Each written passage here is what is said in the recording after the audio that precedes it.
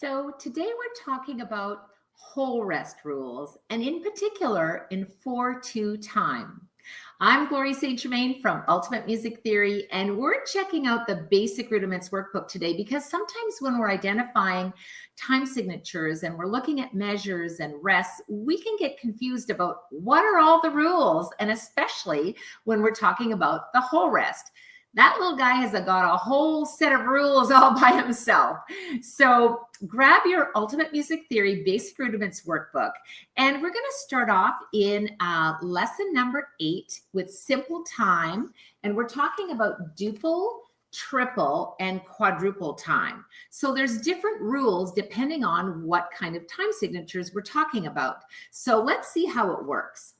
Now, when you're first learning, you just want to kind of learn the basics. So when you're starting in Prep 1 Rudiments and Prep 2 Rudiments, the green book and the purple book, you're just starting to learn about simple time when the bottom number is 4. So 2/4, 3/4, or 4/4. But when you get into Basic Rudiments workbook, there's a few new rules. So here's how it works. Are you ready? I've got 3 tips for you today when we're talking about a whole rest in 4/2 time. So here's the whole rest rules. When we're looking at 4/4 time and 3/4 time and 2/4 time, you'll notice that each one of these has a whole rest. And tip number 1 is that the whole rest fills a whole measure. So that's pretty easy, right? When you think of it, a whole rest fills a whole measure. And as I mentioned, when you're doing the Prep 1 Rudiments workbook or the Prep 2 Rudiments workbook, that's the only rule you need. A whole rest fills a whole measure. The end. Then when we're moving into the Basic Rudiments workbook, so that's the yellow book, right? This is the little answer book. Now we have to think, oh, there's another rule. So here's tip number 2.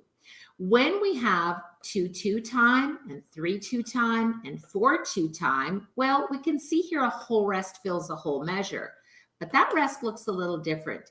And that's because tip number 2 is there's an exception to the rule. So a whole rest fills a whole measure, except in 4/2 time, when a brev rest fills the whole measure. So a brev rest is only used in 4/2 time. And remember, we're in the Basic Rudiments workbook now. So far, so good. Whole rest fills a whole measure if it's the bottom number is 4, 4/4, 3/4, 2/4. Tip number 2 is that there's always an exception to the rule, and a whole rest fills a whole measure, except when the time signature is 4/2. So here's tip number 3. Tip number 3 is pulse.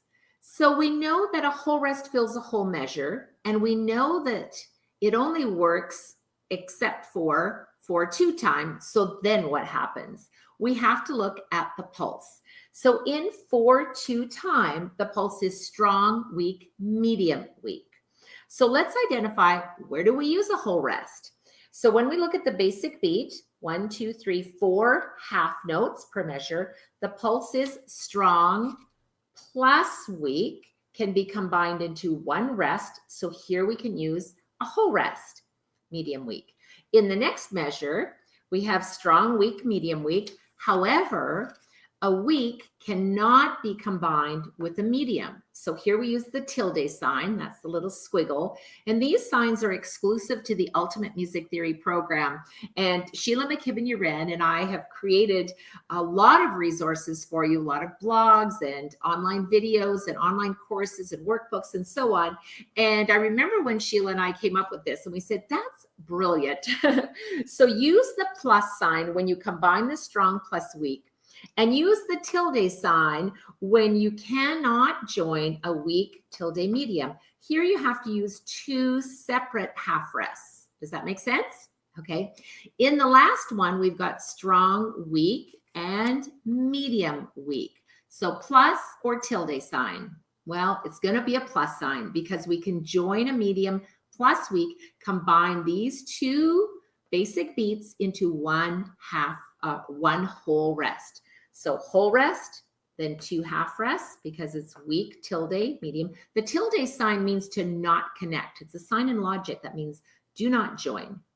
And then we have the medium plus weak, so we can join it. And finally, in the last measure, we know that when we have a whole measure, a whole empty measure, we can use the whole rest, except when we're in 4/2 time and we have to use a brev rest. And that will pick up everybody. Strong plus weak plus medium plus weak combines them all into one brev rest that fills the whole measure. I hope you had fun learning all about the whole rest rules when you're using the basic Rudiments workbook.